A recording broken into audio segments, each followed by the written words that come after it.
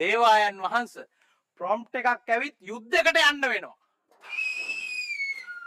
උබලගේ ප්‍රොම්පට් නිසා මට හරියට වෙන්නත් නැහැ.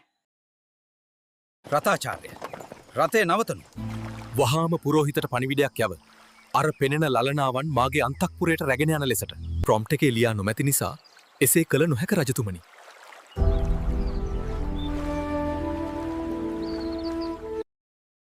පුරෝහිත තොපට මා පවසා තිබෙනවා නේද? දොරට තට්ටු කරලා එන්න කියලා. තට්ටු කරන්න වෙලාවක් නැහැ. අලුත් ප්‍රොම්ප්ට් එකක් ඇවිත්. මොකද්ද බෝල ඉක්මනින් පවස. රජතුමනි.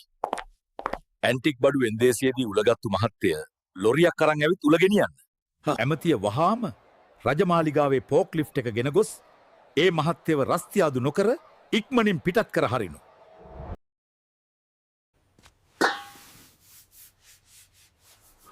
කියන්න දැන් ඔබගේ අන්තිම වරම.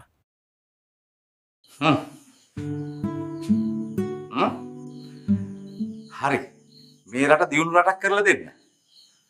මම ඔබේ නම චන්ද ලැයිස්තුවෙන් ඉවත් කළා. බව.